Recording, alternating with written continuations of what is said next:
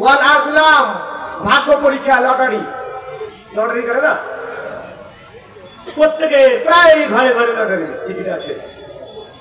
লটারির এজেন্ট সব মুসলমান, আর যে আসল জায়গায় বসে আছে নাস্তিক।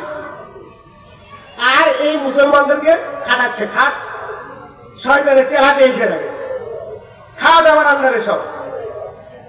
খবরদার, এটা লটারি ও হারাম, ভাগ্য পরীক্ষা আল্লাহ নিষেধ করলেন সূরা মায়েদার 90 নম্বর আয়াতে। আমাদের দেশে ফলের বাগান বা গাছ কয়েক বছরের জন্য যেটা দেওয়া হয় ক্রয় বিক্রয় করা, এটা কি বৈধ? আমি কত আলোচনা যাচ্ছি না, মুখ্য আলোচনা করছি যেগুলো সমাজে আছে। আপনি বলুন বৈধ হবে? বৈধ হবে না, বাগান বিক্রি করা বৈধ হবে না। আমি জানি না কোন আলেম আপনাদের ফতোয়া দিয়েছেন। ফতোয়া রাজনাথ দায়েমার 14 খণ্ডের 84-85 পৃষ্ঠায় বিস্তারিত আলোচনা হয়েছে। এটা করা যাবে না, মকুলে বিক্রয় করা যাবে না। 82-83 পৃষ্ঠা আলোচনা হয়েছে, কোনো মতেই করা যাবে না। আর সুদ বন্ধক বলে দিয়েছি। তাহলে জমির আবাদের ক্ষেত্রে আপনি বুঝতে পারলেন সুদ বন্ধক হারাম। 1 বছরের জন্য লিজ টাকার বদলে নেওয়া জায়েজ, আপনি করুন 1 বছরের জন্য। পুকুরের মাছ বিক্রি করা অন্ধকারে, এগুলো হারাম। ওলা ব্যবসা বাণিজ্যে আসছে। এবার বাণিজ্যের ক্ষেত্রে আপনাদের বলি, ব্যবসা বাণিজ্যে যেগুলো ইম্পর্টেন্ট সেই দিকগুলো আমি তুলে ধরছি। যতক্ষণ আপনি জিনিসটি নিজের হাতে না নিয়ে নিবেন, নিজের খরচায় আপনি বেচতে পারেন না, বেচতে পারেন না। আপনি একটা গরু দাম করে নিলেন, ওকে ওর হাতে রেখেছেন, টাকাও দেননি, আপনি বিক্রি করলেন, এটা হারাম। এটা হারাম, নিষিদ্ধ।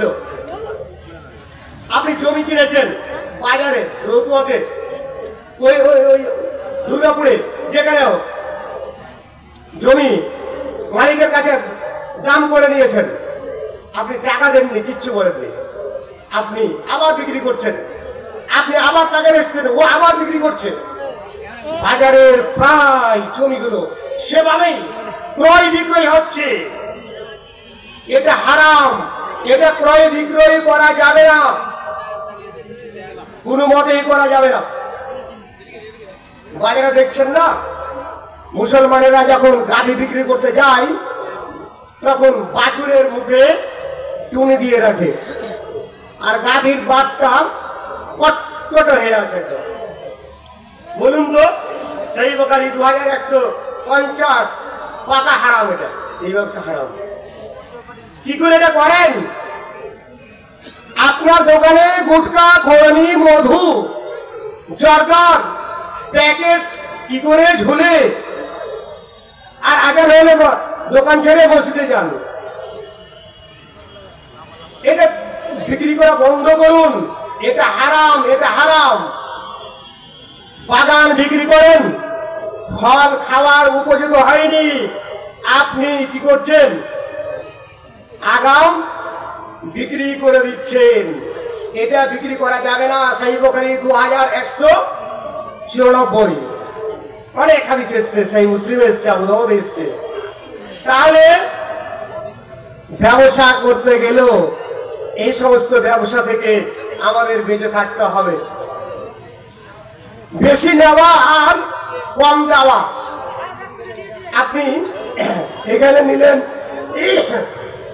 1200 ওজনে, 1300 করে নিলেন, আর বাজারে গিয়ে বিক্রি করছেন কাঁটাতে, সেখানে 100তে বিক্রি করছেন, টাই করে।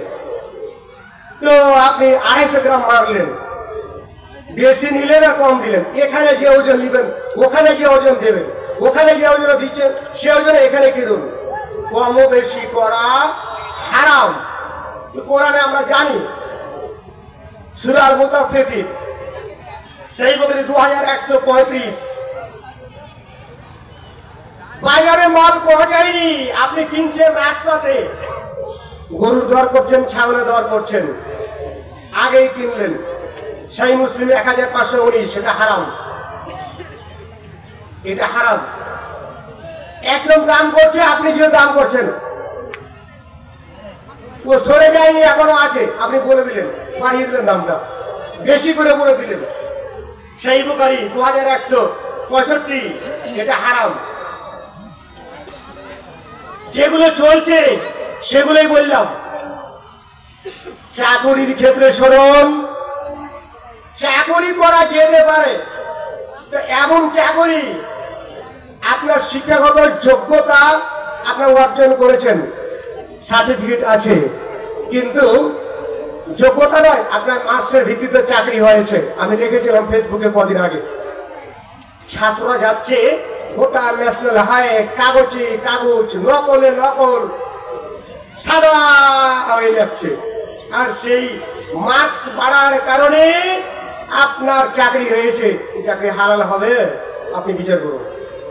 মিথ্যা বলে, চুরি করে মার্কস বাড়িয়েছেন, আর সেই নাম্বারের মার্কসের ভিত্তিতে আপনার যোগ্যতা হয়েছে সার্টিফিকেট, আর সেই সার্টিফিকেট দিয়ে চাকরি পাচ্ছেন। চাকরি হালাল হবে না হারাম হবে? আপনি নিজে বিচার করুন। চাকরি পেয়েছেন ঘুষ দিয়ে, বৌমার হোক, ছেলের হোক, আপনার হোক, চাকরি হালাল হবে?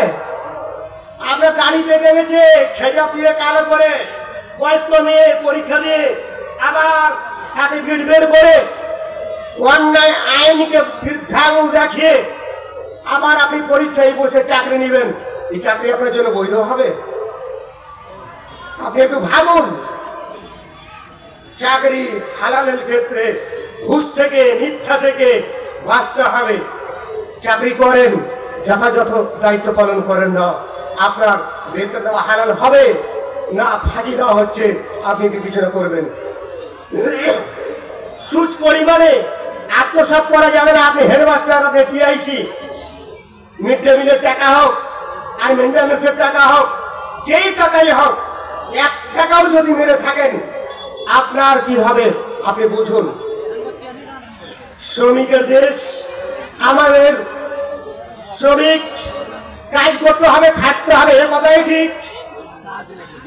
শ্রমের মর্যাদা ইসলামে আছে। সেই বুখারী হাদিস নম্বর 2227, রাসূলুল্লাহ সাল্লাল্লাহু আলাইহি ওয়াসাল্লাম বলেন আর একটি হাদিসে, শ্রমিকদের পারিশ্রমিক তার ঘাম শুকোবার আগেই তোমরা পরিশোধ করে দাও। ইবনে মাজাহ 2443 নম্বর হাদিস। কিন্তু একটা কথা শ্রমিক ভাইদের বলি, একদম শেষ বাক্য বলে আমি শেষ করছি। আমার যোগ্যতম শেখ আইনুল হক হাফেজাহুল্লাহ বীরভূম থেকে এসে বসে আছেন। শ্রমিক ভাইরা শুনে রাখুন, দায়িত্বশীলেরা শুনে রাখুন, ওয়াল খাদিমু রাইন ফি মালি সাইয়্যিদিহি, যারা চাকরি করেন, যারা মজুরি করেন, প্রত্যেকের নেতৃত্ব দায়িত্ব রয়েছে তার যে সমস্ত জিনিসের উপরে, যে সমস্ত বিষয়ের উপরে সে সম্পর্কে, সে যেন রাখাল, সে যেন কমান্ডার, তার রাখালি, তার দায়িত্ব সম্পর্কে কিয়ামতের দিন জিজ্ঞেস করা হবে। ওয়া মাসউলুন আন রাইয়াতিহি, সহিহ বুখারী 893। মজুরি করুন, ইনকাম করুন, ঘাম বইয়ে আয় করুন, হালাল হবে, ফাঁকি দেবেন না, চুরি করবেন না। 1 টাকাও যদি চুরি করে নেন, এক যুদ্ধে এক সাহাবী রাসূলুল্লাহ সাল্লাল্লাহু আলাইহি ওয়াসাল্লাম যুদ্ধ পরিচালনা করছেন, হঠাৎ সাহাবীরা শহীদ হচ্ছেন একে একে। সবাই বলছেন উনি শহীদ, উনি শহীদ, উনিও শহীদ। যেমনই বলেছেন, রাসূলুল্লাহ বললেন কাল্লা ইন্নী রাআইতুহু ফিন্নারে ফি বুরদাতিন। ঠিক এরকমই হাদিসটি রয়েছে সেই মুসলিমের। আমি দেখলাম তোমরা জান্নাতি বলছো, শহীদ বলছো, আমি তাকে দেখলাম সে জাহান্নামের আগুনে গেলে দাউ দাউ করে জ্বলছে। সেই সৈনিক শহীদ হয়েছে যুদ্ধের ময়দানে। কেন? একটি রুমাল, একটি চাদর, গাড়ি বাটার মাল সে পকেটে ভরে নিয়েছিল, আর ভরে নিয়ে সেই শহীদ হয়ে গেছে। একজন সাহাবী তার সার্টিফিকেট ছিল জান্নাতের, সেই জান্নাতের সার্টিফিকেট ছিনিয়ে নেওয়া হলো। রাসূলুল্লাহ সাল্লাম বলছেন, আমি দেখলাম তাকে জাহান্নামের আগুনে সে যেন পুড়ছে। ভাইরা আমার, বন্ধুরা আমার, চাকরি করবেন, মজুরি করবেন, দায়িত্বশীলতার দায়িত্ব পালন করবেন, সাবধানতা অবলম্বন করবেন। আল্লাহ আমাদের সকলকে হালাল রুজি উপার্জন করার তৌফিক দান করুন। শুনে রাখুন, হালাল উপার্জিত ধন যদি আপনি ভক্ষণ না করেন, হালাল উপার্জিত পোশাক যদি পরিধান না করেন, আল্লাহর দরবারে ফরিয়াদ করলেও আপনার ফরিয়াদ কবুল হবে না। হাদিস সহিহ মুসলিমের। আপনার ইবাদত কবুল হওয়ার সন্দেহ রয়েছে হালাল খেয়ে, হারাম খেয়ে, হারাম বস্ত্র পরিধান করে আল্লাহর কাছে আল্লাহর ইবাদত কবুল হওয়াতে সন্দেহ রয়েছে, ইবাদত কবুল হবে না। সাবধান থেকো, আল্লাহর আবেদ হয়ে যাও। আল্লাহ তাআলা বললেন, ওমা খালাকতুল জিন্না ওয়াল ইনসা ইল্লা লিয়াবুদুন, আমার ইবাদত করার জন্যই তোমাদের তো সৃষ্টি করেছিলাম। তোমাদের খেতে হবে হালাল রুজি, পড়তে হবে বৈধ হালাল টাকার বস্ত্র। আল্লাহ তুমি আমাদের সকলকে তৌফিক দান করো, আমিন। আসসালামু আলাইকুম ওয়া রাহমাতুল্লাহি ওয়া বারাকাতুহু।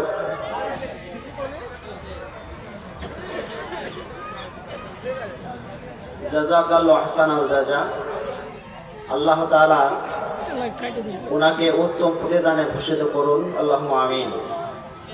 এতক্ষণ পর্যন্ত আমরা রাজ্য সম্পাদক ফজিলাতুল শেখ মুখতার হোসেন রাহেমির কাছ থেকে হালাল এবং হারামের বিধান সম্পর্কে তথ্যপূর্ণ আলোচনা শুনছিলাম। আলোচনা অত্যন্ত প্রাসঙ্গিক এবং সময় উপযোগী। শুধু আমাদের অভাব রয়ে গেছে বাস্তবায়নের ক্ষেত্রে। আমরা প্রতিজ্ঞাবদ্ধ হই এবং অর্থনৈতিক জীবনটাকে সচ্ছল সুন্দর করে তুলি। আল্লাহ তাআলা আমাদেরকে তৌফিক দান করুন, আল্লাহুম্মা আমিন। আমি আমার পরবর্তী বক্তাকে আহ্বান জানানোর আগে একটি বিশেষ ঘোষণার